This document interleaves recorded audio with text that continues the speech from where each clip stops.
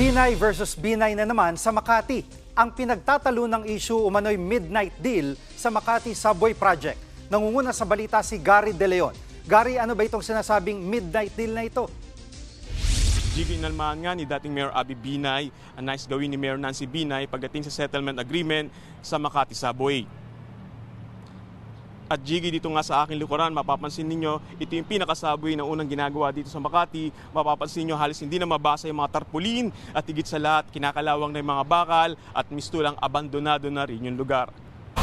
Marso ngayong taon nang i-terminate ang developer ng subway na Philippine Infradev Holdings Incorporated ang naturang proyekto. Hindi na raw kasi feasible, nakikita pa sila sa proyekto matapos magdesisyon ng Korte Suprema na ibigay sa Taguig City ang 10 Embo barangay na daraanan at tatayuan ng istasyon ng subway. Nagdesisyon ng developer na ibigay sa Makati City ang proyekto at bayaran na lang sila ng 8.96 billion pesos. Isinampa nila ang settlement agreement sa Singapore International Tribunal Center. Nitong Hunyo, inaprubahan ng konseho ang pagbabayad sa proyekto na inaprubahan din ni Abby Binay. Sa kasunduan, pumayag ang Makati City na magbayad sa Infradev ng 8.96 billion pesos sa loob ng 70 araw.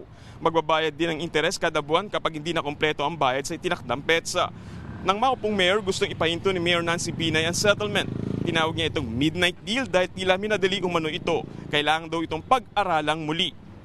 Definitely, sinabi na ni Mayora, may midnight. No? Kasi kita mo naman ilang parang fast break. Hindi sinasabi sa amin. Nakita niyo naman mga dates eh. Sa amin lang, nagtaka lang kami bakit minadali, bakit tinago. Dagdag pa ni Mayor Nancy, hindi raw kayang bayaran ng Makati City ang sinisingil ng Infradev na 8.96 billion pesos dahil mas malaki pa raw ito sa taunang budget ng lungsod.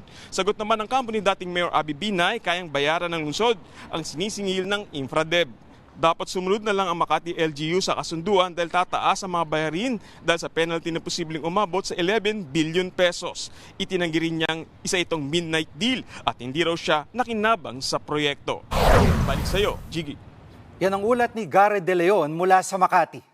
Mga kapatid, Jiggy Manikad po. Pagdating sa mahalagang balita sa loob at labas ng bansa, dapat una sa lahat, mag-follow at mag-subscribe na sa social media pages ng News 5.